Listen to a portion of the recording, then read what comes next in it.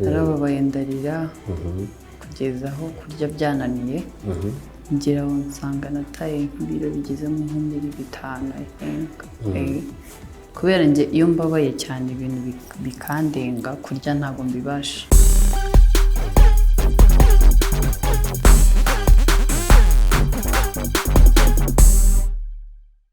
What's up my people, ni Orphe Bayo, ni Irebe TV, ukahita ukora subscribe, ukahita wimanukira hasi ugatanga ibitekerezo byawe, ari nako usimbukira kuri Twitter na Facebook na Instagram ni Irebe TV, turi muri Daily Play ni Orphe, nk'ibisanzwe ndi kumwe na Ange B, ikaze. Murakoze cyane. Ça va. Uzi neza? C'est bon, ouais. Izina rye ndivuze neza Ange B cyangwa ndivuze Non, urivuze neza ni Ange B. Ange B. Njye nayoze Ange B, wowe ukavuga gute nkawe? Ni Ange B n'ubundi biterwa n'ukuntu umuntu avuga. Avuga Ange B ari gutyo cyangwa Ange B nyine biterwa n'ukuntu. Ange B. Ange B. Ange B, c'est bien, you look good, asa neza. Thank you. Wangu. Wangu ni wateguye kabisa. Murakoze. Ange ufite amasomo. Ibintu ufite aho ngaho mu ntoki. Telefone. Ni telefone nta kindi kintu. Isaha ni marke ye. Isaha rero buriya. Dior. Dior. Inkweto. Inkweto zo ni zisanzwe. Ange ibintu byose wambaye wabiye agaciro k'amafaranga nako. Ni make pe uko ibi byose ureba ni from Ange B shop. Ange B shop. Tutarinjiramo ngo tugeze muri Ange B shop. Akazina kanjye sawa Ange B. Ange ni muntu ki? Ange avuka muri abana bangahe? Ange ni umukobwa yakuze ati Ange ikaze. Murakoze. Ange ni umwana wa mbere mu bana 8. Ni ngiye mukuru. Buriya ni ngiye mukuru. Nkaba ndi umunyeshuri muri university hano UTB mu bijyanye n'ubukerarugendo. Nkaba ndi n'umucuruzi. Rwiyemezamirimo. Wagiye muri iyo gahunda y'abantu bo gukora business? Nagiyemo. Uriga ukora business, reka ture kuri business yawe yavutse ite mu bigaragara mutoya, ntabwo bigoye tubwire igitekerezo cyaje gute? Igitekerezo rero ukuntu cyaje byagiye bituruka ku bantu bamfollowinga n'abashuti banjye bakundaga kumbaza se uguriraho imyenda, ese twazajyanye gukora shopping, ese wazamperekeje ukanjyana ahantu ugurira imyenda gutyo. Izo ide rero ndavuga se nimba umuntu ashobora kuba yavuga yanyizera akavuga ati wamerekeje nkagura imyenda, twajyanye ugurira he, numva hari icyo iyo ide nayibyazamo. So ni guhita mvuga rero nimba umuntu ambaza ngo wabikuyeho ibi n'ibi kuki ntabishaka, noneho akazajya yambaza nkahita mbimuhereza. Naho rero ide yagiye iva kugira ngo ntangire nkore. So nangira nkorera online birangira navuze mbonye adresse. Ibi bintu yari passion yawe cyangwa wumva gusa kwikundira kwiyambarira neza bituma ufata iyo initiative ati ngize igitekerezo cy'abashuti ariko nandi kuba ari ikintu ushobora kubona ko? Urumva muri make kuva kera nakundaga ibintu bijyanye na fashion, ariko simbona amahirwe. Muri make narabikundaga, nakundaga ikintu cyitwa muri make nkunda imyenda kwambara, ndabikunda. Urumva muri make nari mfitemo n'akantu ko kuba nanabikunda, so birangira nabyo bihuriyemo. Umuntu agenda ahura n'imbogamizi zimwe na zimwe iyo umuntu atangira, wowe arizo warahuye nazo? Burya guhita utangira gukora kuvuga ngo uhise ubona amafaranga ako kanya yose ntabwo biba byoroshye, kandi nanone kuba ufite ibintu ugahita uvuga reka mbicuruze abantu ntibakuzi wenda nta hantu na hamwe uzwi wenda ku buryo bavuga ngo reka tugende kwa runaka so ariko mu by'ukuri Imana yagiye imfasha n'inshuti zanjye bigenda biza. Okay, mu bigaragara ari Ange muri shop, ari Ange ku ishuri, ari Ange wo mu buzima busanzwe. Niki wakuze utekereza ko no mu myigire yawe wumva ko azavamo iki kuri wowe, hanyuma ubuze kubiduhuriza no kubona no byaba wari bikomeje cyangwa wakomeje still ukomeza kugira izo nzozi?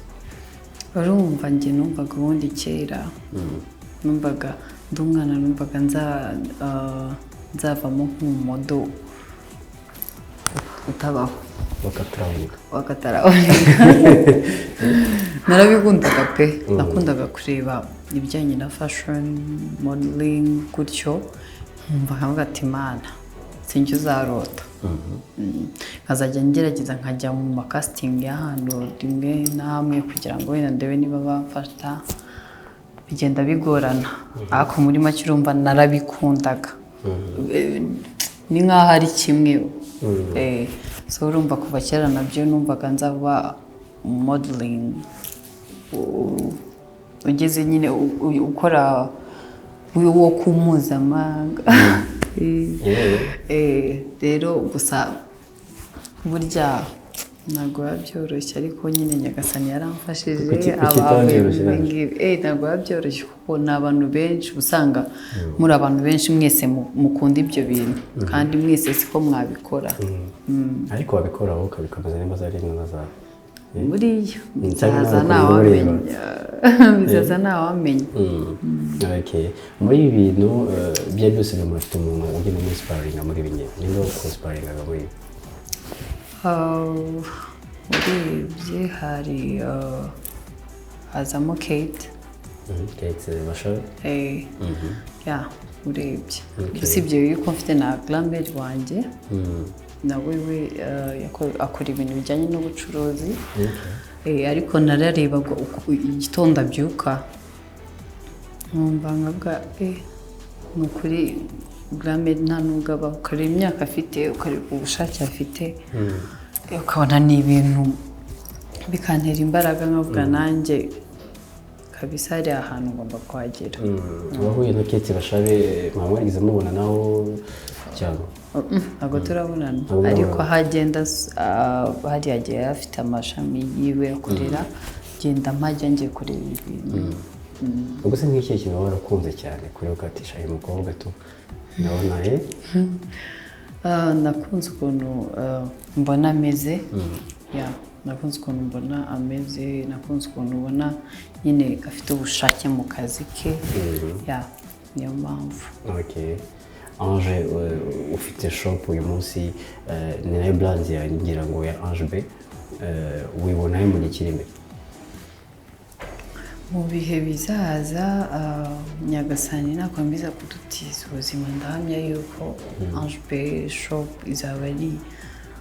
izaba ari iduka rinini, rizaba ari nk'izina rinini cyane kuko ndashaka ko ngenda mbyagura paka kuzageza naho noneho nzajya nanadoda Imana nyine nibimfashamo. Okay, urakoze cyane. Iyo usuye urubuga rwawe rwa Instagram ubona hariho amafoto agiye atandukanye, hariho mu modoka, niki ushaka kwerekana ushaka gusobanura iyo ku modoka nimba ari Lamborghini nimba ari iki nkanje nkawe? Ntacyo mba nshaka kwerekana ushaka kwitwikira tu ni kumwe. Hari igihe umuntu aba yikundira ifoto wareba ahantu ukuntu hameze wareba icyo kintu wenda ari n'ubwa mbere ubibonye ukavuga why not nakifotoreza hose ukifotoza juste aba ari picture. Utekereza imodoka uzagira mu buzima bwawe ugirota? Imodoka oya ntabwo njya ntekereza imodoka nzagira ahubwo. Okay, reka tugende mu muryango wawe, babifashe bate, babyakiriye gute babonye ufite shop umukobwa ukiri muto ibyo byose? Babyakiriye neza kuko nabo bari mu bamfashije kugira ngo ngere aho ngeze muri make barabyishimiye bagiye babona umuhate ngenda mbishyiramo barabyishimira nyine nk'ababyeyi ubona ari baguha imbaraga muri ibi byose ubona ari bagupushinga muri ibi ngibi byose cyane nibo bashyiramo imbaraga hamwe n'inshuti zanjye yego arakoze cyane mbere ko twinjira muri true story cyangwa se icyo bita inkuru mpamo ubundi Ange yari Ange wo mu buzima busanzwe reka turi Ange mu buzima busanzwe ni umukobwa umeze ute Ange wo mu buzima busanzwe umukobwa ukunda kumva umuziki cyane ari gusangira n'inshuti ze umukobwa ukunda guseka guhora yishimye ni umukobwa ubabara ariko ntibifate igihe kinini wenda nimba muhuye n'ikintu kikambabaza bifata nk'iminota nk'ibiri bikaba birarangiye ni umukobwa ukunda gusenga wubaha Imana wubaha n'umuntu wese wunduta n'uwunduta bose murakoze cyane reka nkunyuze muri true story cyangwa se inkuru mpamo naho Ange B ari butubwire ikintu cyamukoze ku mutima cyamunejeje atajya yibagirwa n'icyamubabaje atajya apfa kwibagirwa Ange buriya se ni ikihe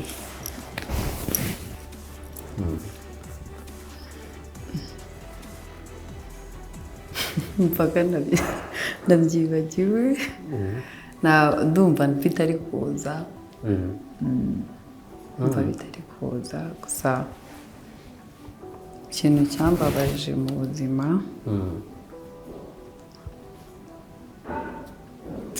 kiri nyine ni ibanga ushatse kuvuga ni ibanga ko utarimbye ni inyungu yongeye nta ndari kubwira ariko ndari tugiye tu ikintu cyashimishije mu buzima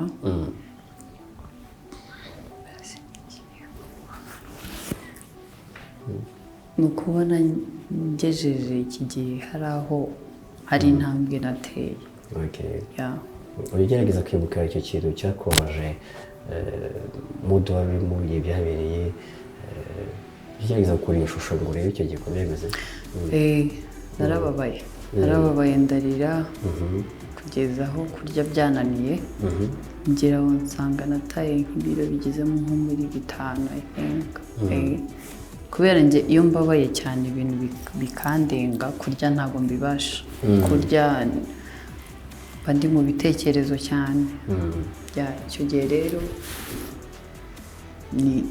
ni uko nari meze ni umudu nari ndimo ntabwo byari binyoroheye hari umuntu waba waregereye ngo muganire se kube hafi muri ibyo birori yego wari yabaye iki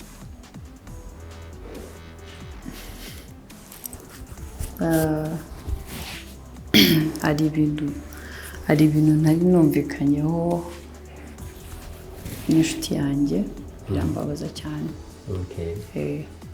n'ubu muracyari inshuti cyangwa n'ubu turacyari inshuti ibyo bintu byatumye utubiro 5 Ange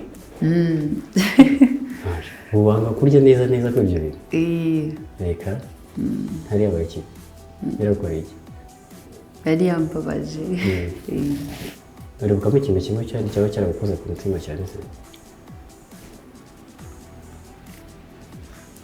reka tubireke mu kanya turagaruka Ange mu kanya gato hari icyo ngiraho mubereke hanyuma urasoma amazina y'aba bantu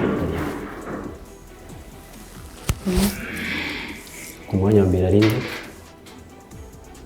Mbasobe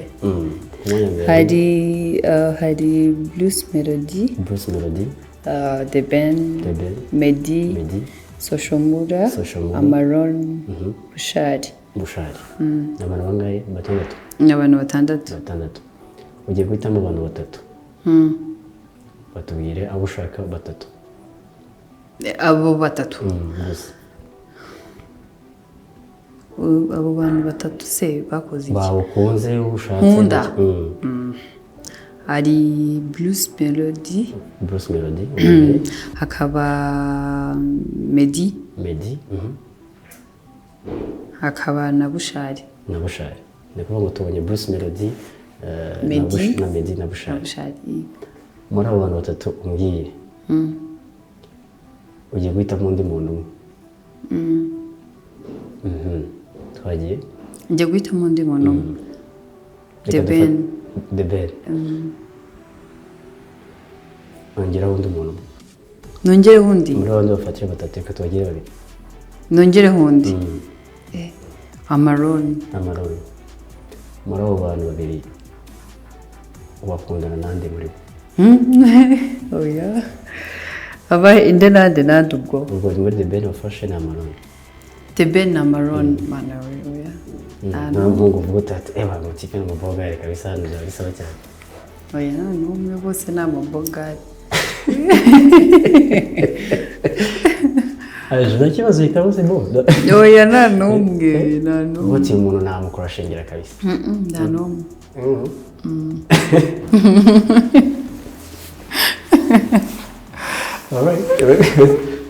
Jana abahungu bacu bose urababyitisha. Nta n'umwe. Okay, arakoze cyane. Wigeze traveling aho? Yego. Dubai, Nairobi, Tanzania. Okay. Reka tujye muri Tanzania. Ni icyo wakunze muri Tanzania gishobora gutuma wasubirayo? Nta na kimwe. Really? Nta na kimwe kuko igihe nagiyeyo nari ngiye mu kazi ko kwamamaza, nagiyeyo ndarwara. Wari kwamamaza iki icyo gihe yari? Ni amavuta ya naturelle ya Kantu.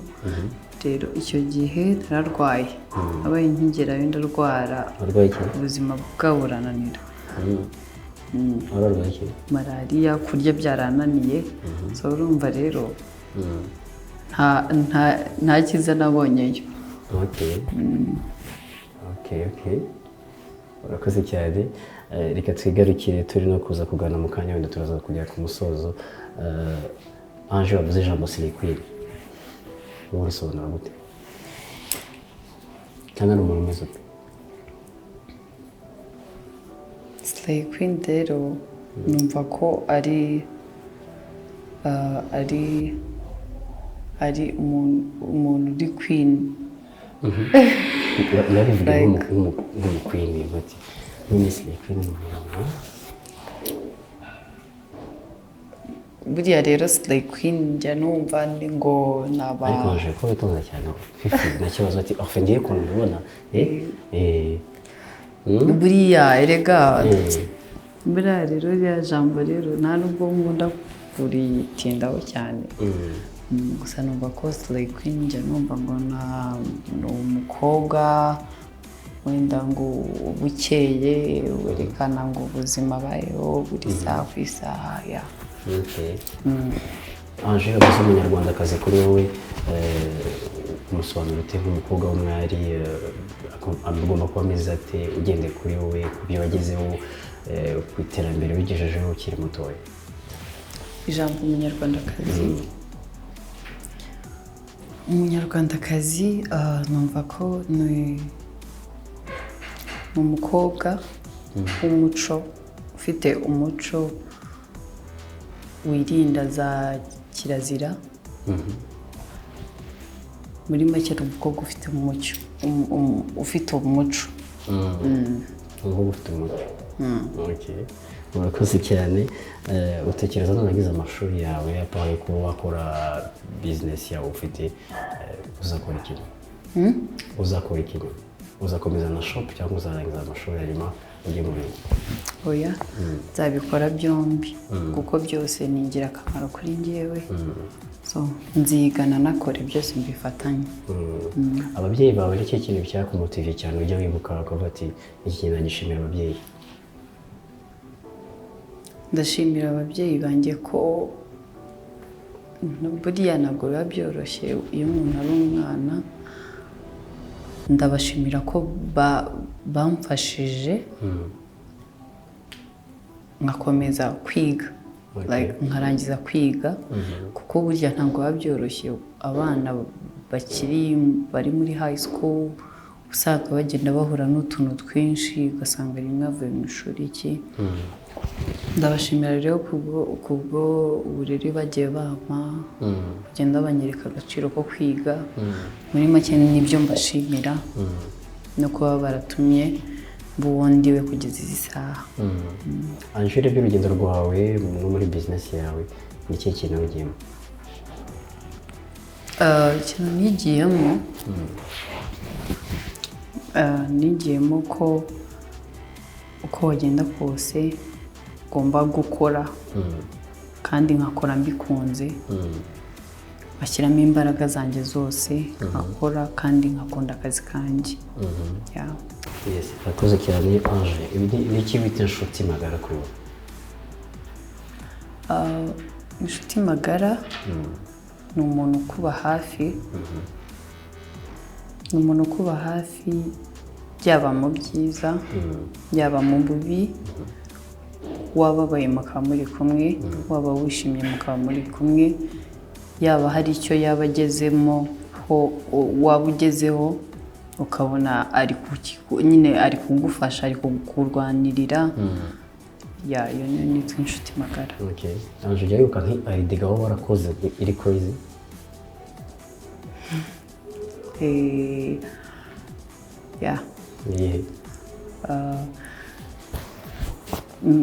kera ndi umwana hari ahantu urumva hari twari dutuye ahantu n'ubu ngubu niho dutuye hari umuhanda ujya muremure ujya ku mabotike hakaba na panya yo guca mu mazu so rero kera kuva na kera ndakundaga music kubyina hano hari igihe rero iyo bakundaga kuntuma ndi nko mu rugo njyenyine nararebaga nkareba umuhanda sindi buwuvemo ndamuka nkaberekana icire panya nacyo panya rero hari umunsi umwe nigeze gucamo mu mazu kugira ngo ngere haruguru kuri boutique ngenda mvuza induru ngenda mvuza induru ngire ndirimba nsakuza cyane ariko cyane mpaka urumva muri ayo mazu hari hamwe bafite abana baryamishije nyine nk'impinja njye rero nzamuka njya kuri botike nisakuriza ndirimba cyane urumva rero icyo gihe nagiye kuri botike nzana ibyo bari bantumye ndataha nabwo nagarutse mvuze induru kwa kundi ubwo hashize umwanya ngeze mu rugo ba bantu batuye muri zango baza kwihaniza mu rugo baravuga ati uyu mwana nyine biba birebire ngo nyine nakubaganye nsakuriza abana babo icyo gihe mu rugo wese bamuhereza igihano cyo gutangira kuva mu rugo naranakubiswe icyo kintu rero kijya nkibagirwamo ntabwo nakibagirwa Angel ni iyihe defo wowe uzi ufite defo uba ati aka kantu rwose nanyizi buriya nakayira ndakara ubusa ukara ubusa hapana ariko urakaratunga utuntu duto duto akantu kose nyine karandakaza ndakara ubusa baramutse bashize imirore ahangaha ukireba ni ikihe kintu wakwifuza kongera ku mubiri wawe cyangwa wakora nta na kimwe ndashimira ko Imana yandemye birampagije urakoze cyane Angel iki kintu utazi guteka ntabwo nzi guteka ubugari ni ururimi wifuza kuzamenya Igiswahili Igiswahili ushaka kuvuga igiswahili mba numva nyine kivugika neza kiraryoha iyo umuntu ari kukivuga ariko ntacyo nzi. Okay. Anje warigeze kubeshyaho umuntu ku buryo ucira ko atisha naragumuhamije tu yego narabeshye. waramubeshye iki gihe waramubeshye iki gihe oya ariko icyo gihe ndacyibuka narabeshye pe. ku buryo batera umuntu aramuhamije ariko ntabwo nkunda kubeshya ariko icyo gihe narabeshye. Okay. Warakoze cyane reka twinjire mu isi ya romance. Ya romance y'amapenzi. Hari ukuntu ukabonye umusore akabonye Ange B, Ange nakabonye umusore ibintu by'amapenzi ukatubyiyumvamo uko. Ange hari ukuntu nawe ujya wakira SMS mu gitondo za bonjour cyane. Ndazakira. Kuzigize nyinshi ubwo ni benshi cyane. Ni benshi cyane n'umwe. Oya ni icyubahiro cy'izo message. Igihaye ndazakira ariko. Okay. Ni iki kintu wakunze muri relationship urimo?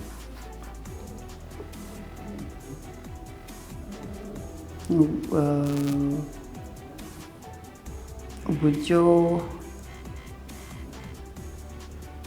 caring. Amakeya kabisa. Ange. Warakoze cyane Ange, niki bita niki wasobanura big dream kuri Ange? Ku bijyanye n'indoto mbere na mbere ndashimira ku ndoto zanjye.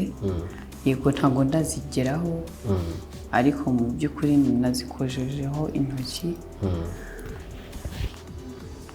So nkaba nagira ikintu nabwira umuntu wese waba ufite indoto mu by'ukuri gerageza ushaka uburyo urwana paka uzigezeho kuko ntabwo zibeshya.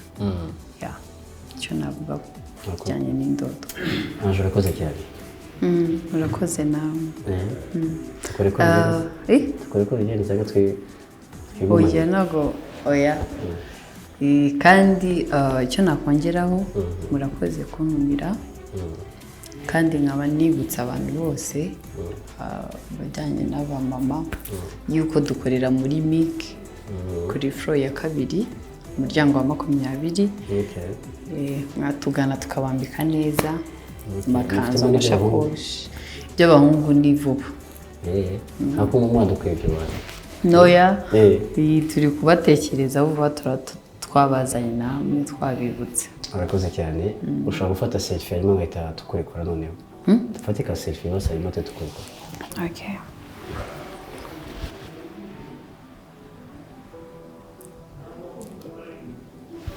Urakoze cyane. Urakoze nawe. So yari Ange B twari kumwe ni Irebe TV ugakora subscribe ukatuduha igitekerezo cyawe. Ni Orphe Bayo nk'ibisanzwe dukunda iyo mutureba ndabashimiye